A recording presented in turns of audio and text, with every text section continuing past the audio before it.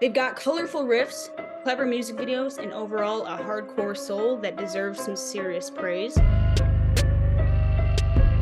Today I'm talking to the band Southern Gospel.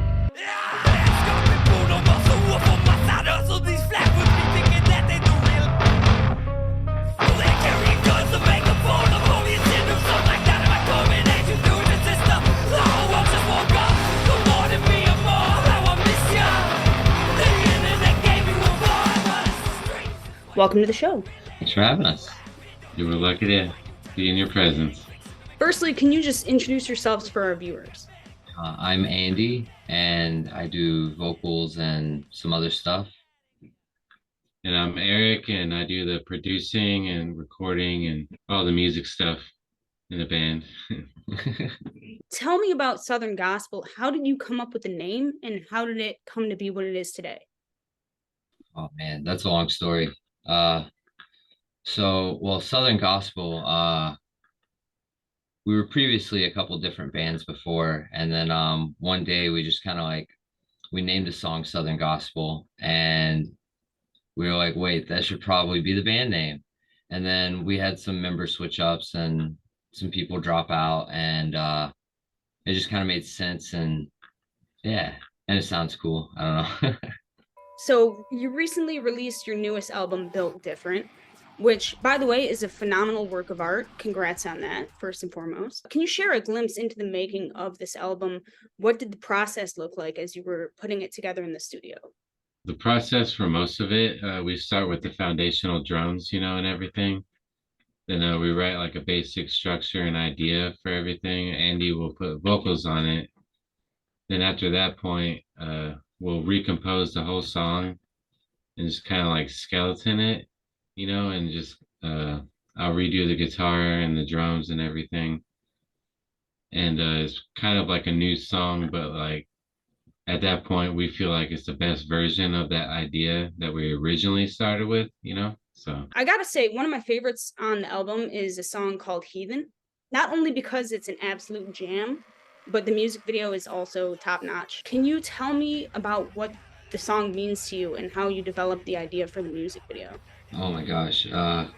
So the song, I'm from Appalachia, and from that area, everybody your parents will always be like, you damn heathen, every time you do anything that's like out of line a little bit, it's just like a term that's like used down there to describe like unruly children.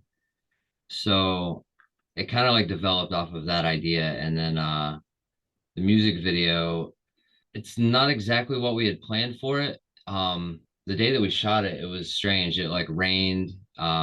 We got rained out for like an hour while we had all of our equipment outside, and then it went away. And then I don't know. Nobody showed up at the very beginning. Like everybody was like 2, 3 hours late to the shoot, but by the time everybody got there, there was like 60, 80 people. Like it was very packed. But we kind of like did everything off of we do a lot of ideas like for videos, like in the moment. We're like, we see what we have like in front of us, and we're like, this is how we're gonna put this all together, and doop doop doop doop doop. A lot of times like in post, like when you're editing and stuff, it's strange. Like you get to see like a lot of you just see a lot of stuff that you wouldn't have captured like being on the other side of the camera. So it's like I'm seeing like 7, because I think we had 6 or 7 different cameras running at that shoot at like for the entire time that it was happening, even like in between. So it was like a million hours of footage that we were like sifting through, trying to find like little special moments and stuff that happened. But that's kind of how Heathen was. It was kind of like just a weird launch board into what we're doing now. Everybody that was in the music video was also an artist, which I thought was very cool. Like there was at least like 12 to 15 rappers there, including Lauren Lolita.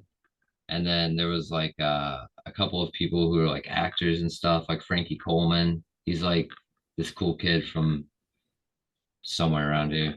I don't know. He's cool though. It was it was sweet. And we had like so many juggalos. The juggalos, I learned why Fago is important. It was fun. Yeah. The best shot was the scene, like the circle pit, like in the road. Mhm. Like, because we just did that like in my neighborhood, and I don't think any of the neighbors knew that we even made music until that night. And it was just like randomly like crazy loud. Like it's pretty fun though. One of the deepest and most soulful songs on the album, another one of my favorites, was called Plagues, where you have a line that says, "What is a story without a hero and a villain? Plot twists, they both we people see, people seeing what they want to see, people think, people thinking what they want to think." I love this line for so many reasons, but can you give me just an idea of how you came up with this and what it means to you? Oh, you picked like the line. That's my favorite line in the song too, actually. Um, it's really hard to explain, but it's like so it's everybody like when you see people, everybody sees different versions of like when you look at me, you see a different version of me than how Eric would look at me and see a different version that you have perceived in your head. So it's like I'm looking at it kind of like that. So it's like you can see somebody and it's like you could see them as villainous, but they're actually like going around like giving people flowers or some shit like that, you know? Um, but it's also like deeper too, because I'm like also trying to end like a duality thought pattern that people keep in their head. Gosh, I'm trying to remember what I was going through that day because like that song actually wasn't even supposed to be on the album at all. It kind of came up randomly, like at the very end of production, and Eric's like, "I have this cool beat, rap on it real quick." So I rapped on it, and then it started turning into a song like a couple days later, how he describes the process.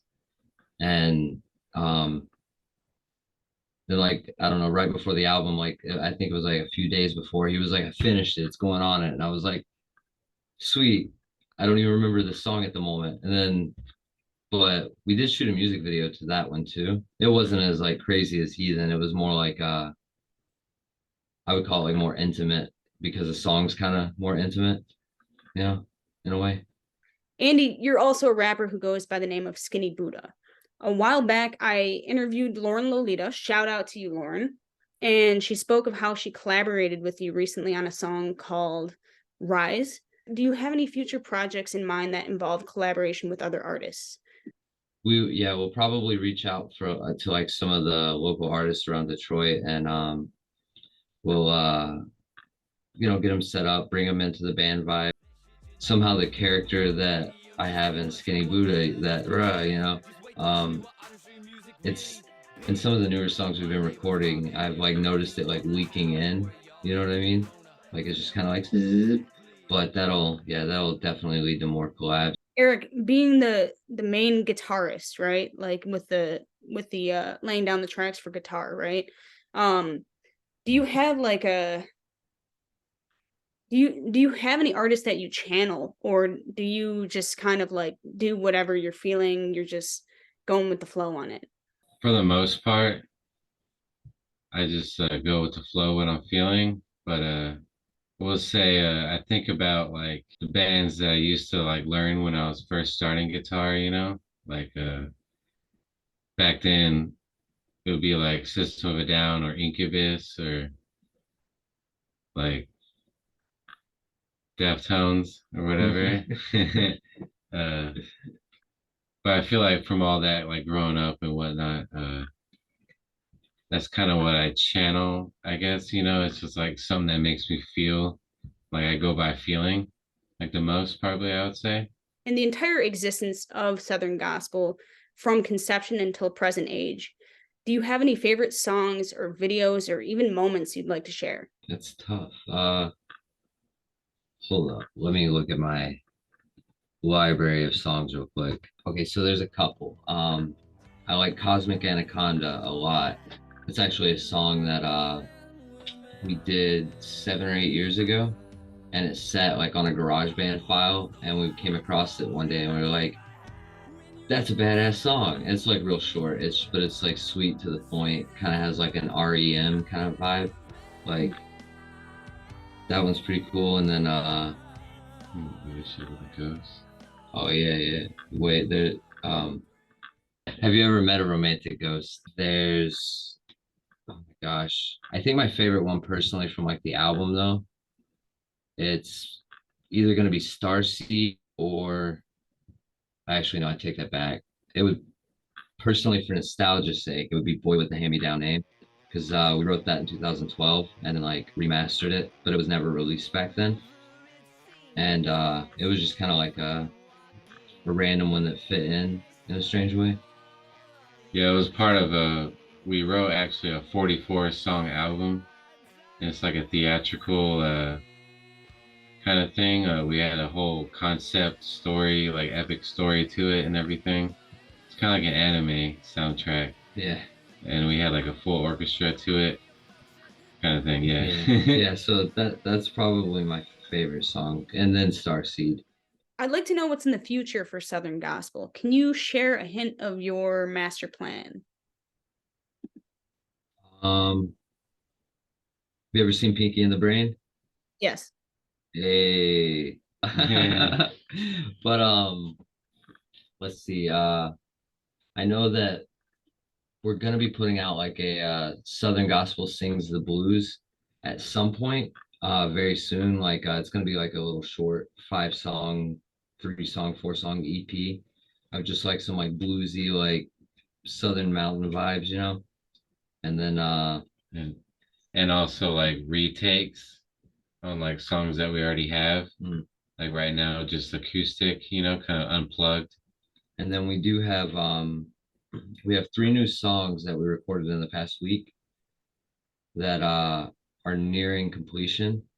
Like they're all in like post production right now.